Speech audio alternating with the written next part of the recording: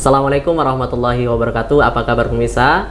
Semoga pemirsa di rumah baik-baik saja, sehat selalu, dan jangan lupa minum air putih yang banyak, makan makanan yang sehat, dan juga jaga pola istirahat. Baik pemirsa, saat ini kita akan berbincang dengan salah satu pengurus pesantren tentang santri berdaya, di mana santri berdaya ini memiliki kemampuan akademik pesantren, pendidikan, dan juga skill khusus yang akan dibawa pulang ketika bermasyarakat. Sebelum kita merana terlebih jauh, kita sapa terlebih dahulu tamu spesial yang akan berbincang-bincang dengan saya, yaitu Bapak Mahmudi Baijuri. Assalamualaikum Bapak. Waalaikumsalam warahmatullahi wabarakatuh. Bagaimana kabar Bapak? Alhamdulillah, baik, sehat. Gimana perjalanan dari rumah sampai studio ini? Masya Allah, lancar. Jadi tidak ada hambatan. Ini mudah-mudahan pertanda baik. Amin. Alhamdulillah. Mungkin pertama kali kesan Bapak masuk dapur rekaman S3 TV bagaimana Pak? Masya Allah, tabarakallah. Jadi S3 TV sudah makin berkembang, makin maju, dan sebagaimana misi pesantren, sehingga harapannya memang S3 TV terus eksis di tengah-tengah masyarakat, selalu menginformasikan kebaikan-kebaikan. Amin. Sebelum kita merana terlebih jauh, perkenalan singkat, siapa sih Bapak Mahmudi ini? Beliau berasal dari Banyuwangi. Pada kali ini beliau menjabat di Kabid Pendidikan Pondok Pesantren Salafiyah Syafi'iyah Sekerjo Situbondo. Sebelum kita menuju ke pertanyaan-pertanyaan, mungkin bisa Bapak paparkan tentang santri berdaya tersebut. Ya, kita pesantren Salafiyah Syafi'iyah ingin memang mengupayakan seluruh santri itu berdaya guna bagi masyarakat, yang dalam konsep pesantren biasanya anfa'uhum linnas, jadi bermanfaat untuk manusia yang lain. Nah, oleh karena itu santri berdaya ini sangat penting, harus terus diupayakan oleh pengurus pesantren sehingga betul-betul bisa diwujudkan di masa-masa yang akan datang. Tentu ini tidak mudah, memang harus ada banyak program yang diberikan kepada para santri, khususnya mereka yang berminat, karena memang untuk santri berdaya ini tidak seluruh santri akan mendapatkan, tetapi pada minat-minat tertentu itu akan didapatkan. Jadi bagi mereka yang punya minat-minat tertentu atau bahkan berminat ganda, jadi boleh, karena di pesantren semua ada, semua disediakan dan semua diberikan.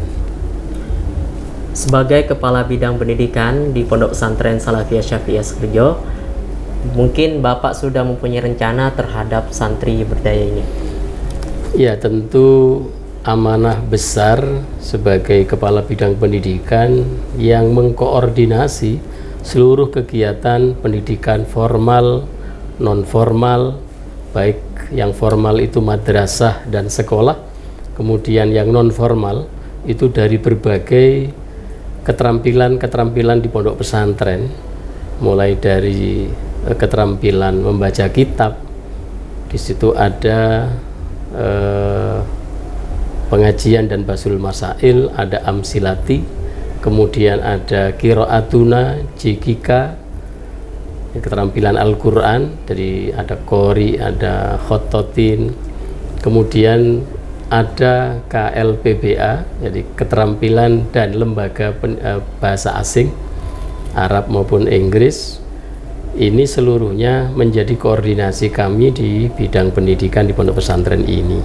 Bahkan ada satu yang itu di luar pondok pesantren, yaitu mengkoordinasi kegiatan lembaga pendidikan cabang milik pondok pesantren yang tersebar di Indonesia. Jadi mulai yang sudah ada itu Jawa Tengah sampai ke Kepulauan Madura, Bali, dan seterusnya. Tentu ini bagian dari yang tak terpisahkan.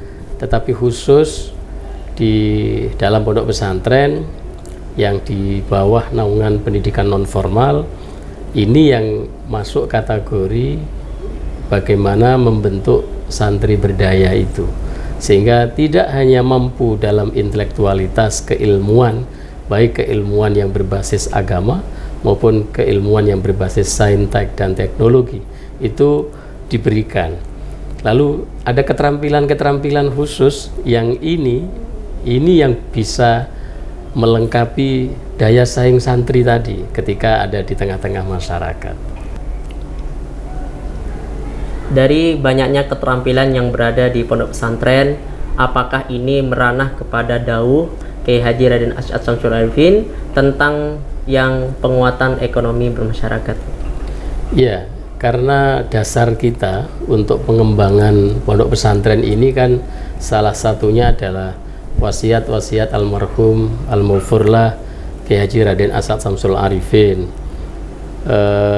Tentu salah satu wasiat yang disampaikan beliau saat itu adalah bagaimana alumni pondok pesantren ini, jadi santri dan alumni itu mampu mengurusi ekonomi umat.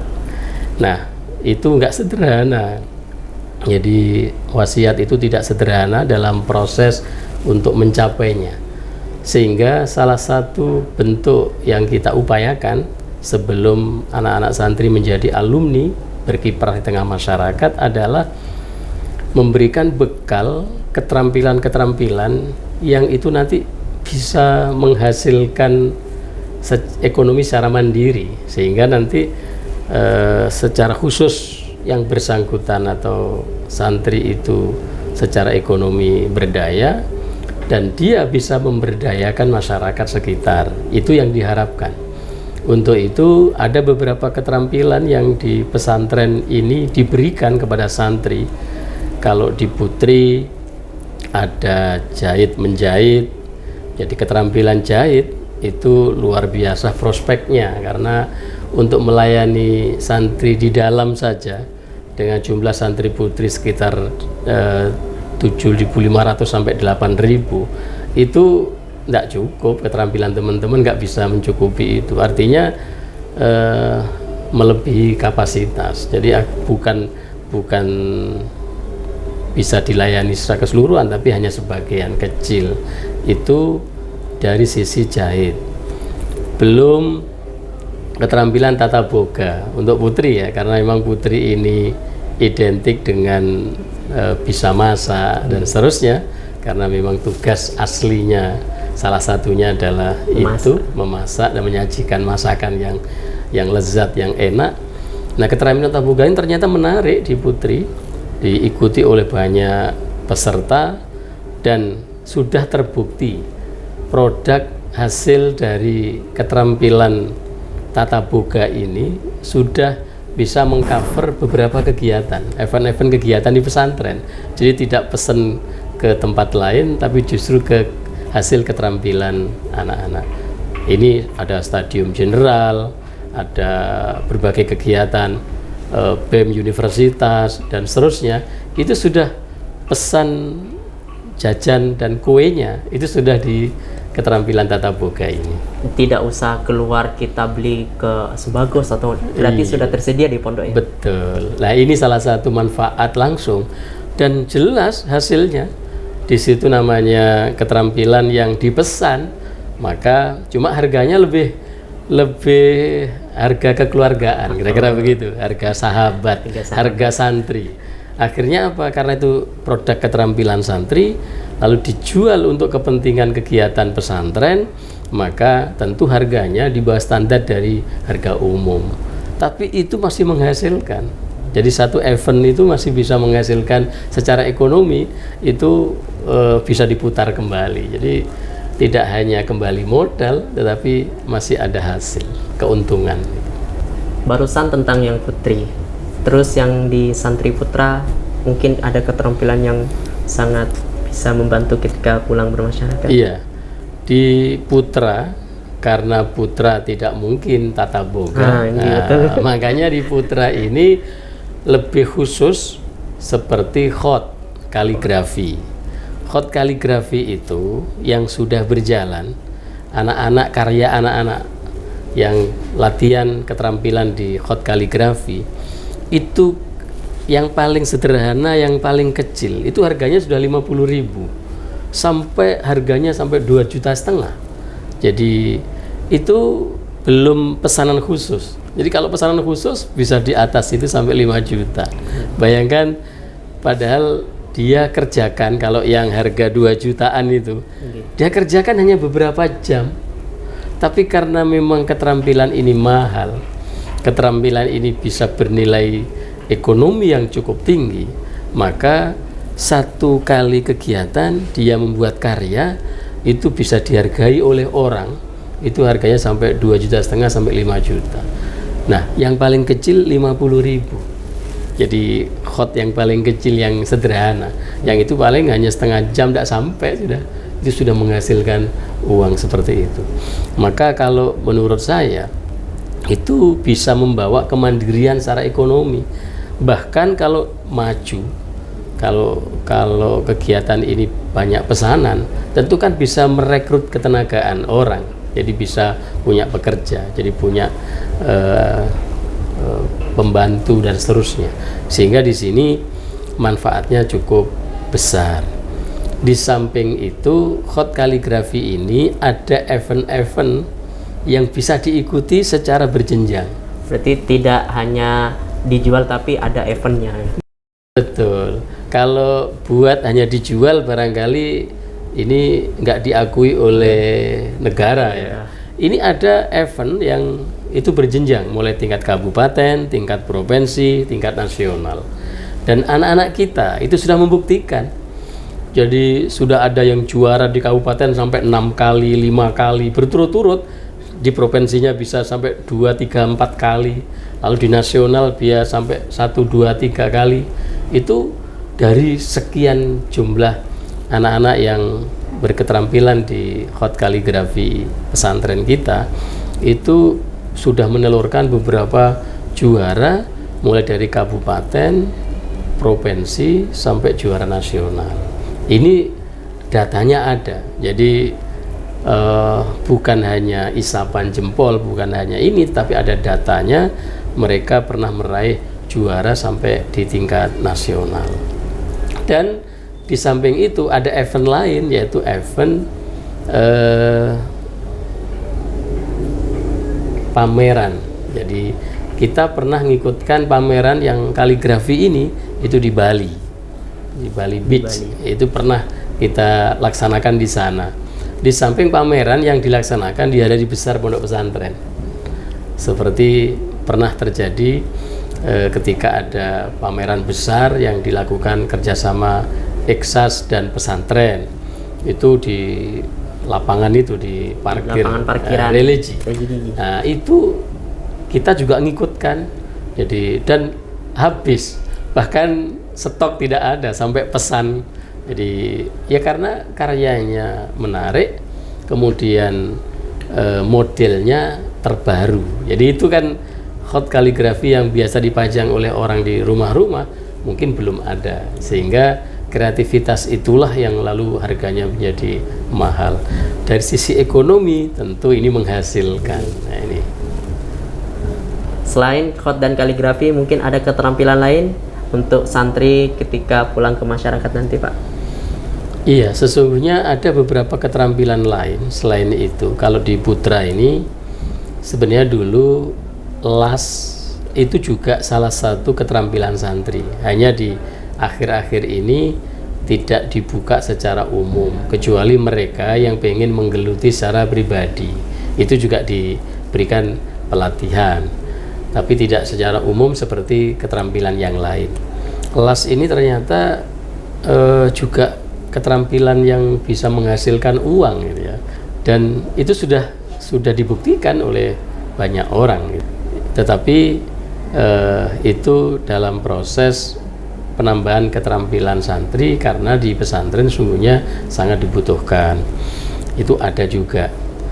Terlalu keterampilan kebahasaan, keterampilan bahasa. Jadi kita punya asrama bahasa, kita punya LPIBA, lembaga pendidikan asing itu ada ESA, ada LPIBA bahasa Arab, ada ESA itu Inggris. Jadi ada Inggris, ada bahasa Arab. Ini bagi mereka yang sudah punya keterampilan ini, apa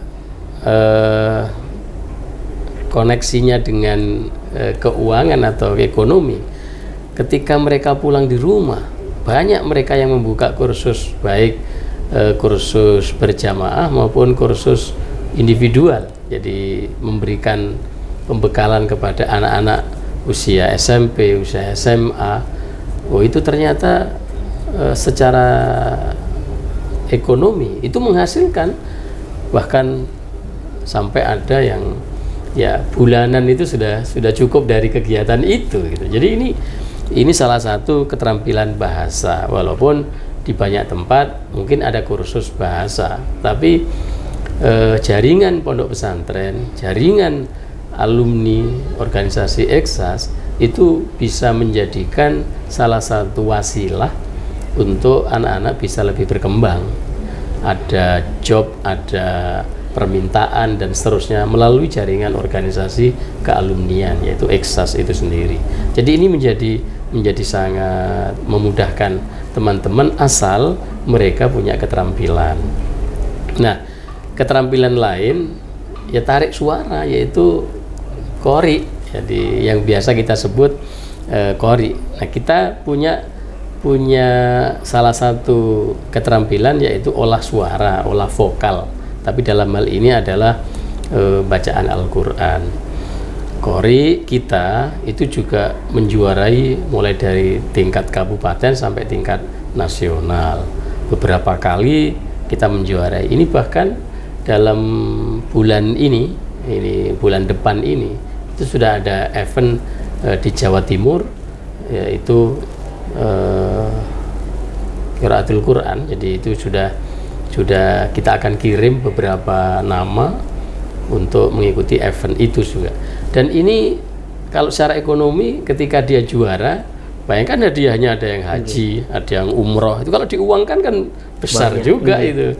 Di samping kalau di bawahnya itu adalah ada uang pembinaan, ada trofi dan semacamnya. Intinya bahwa ketika keterampilan ini ditekuni, sesungguhnya bisa secara ekonomi itu bisa menghasilkan. Terakhir Pak, apa harapan Bapak tentang santri budaya ketika pulang bermasyarakat nanti?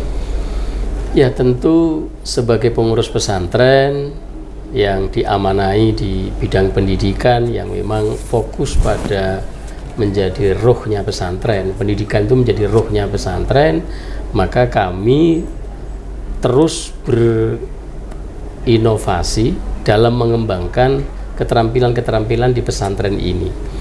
Maka harapan kami tentu para wali santri itu berharap kami untuk mendukung putra-putrinya ketika mereka ikut kegiatan-kegiatan yang itu bisa memberikan keterampilan tambahan.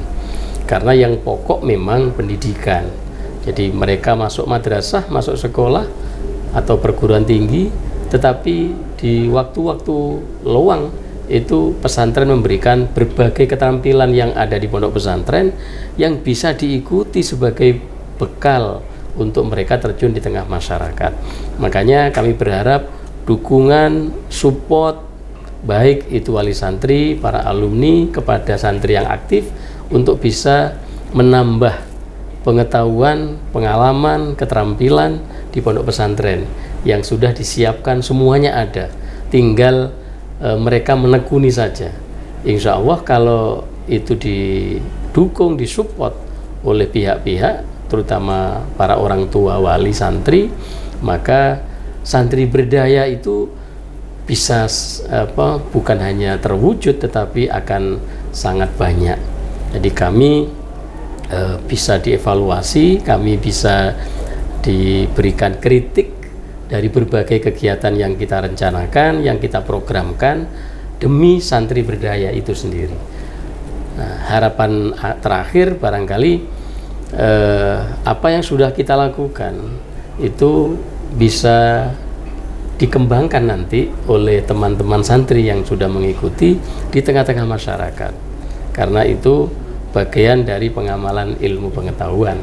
Jadi kita berharap ilmu yang amaliyah gitu. Jadi apa yang didapat di pondok pesantren nanti bisa diamalkan, bisa direalisasikan di tengah-tengah masyarakat dengan inti adalah bermanfaat bagi diri dan lingkungan. Baik pemirsa, mungkin ini saja bincang-bincang masalah santri berdaya di Pondok Pesantren Salafiyah Syafi'iyah Sukorejo Situbondo. Saya Ahmad Fadil Effendi dan Bapak Mahmudi Bajiri undur diri. Assalamualaikum warahmatullahi wabarakatuh.